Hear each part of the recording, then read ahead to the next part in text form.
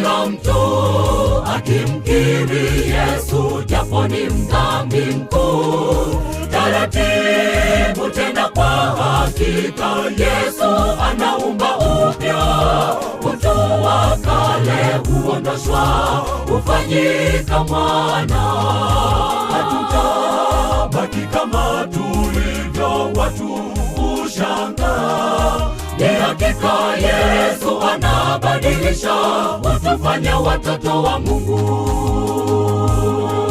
Hakuna mdhambi hata mmoja aliyetengwa na Mungu.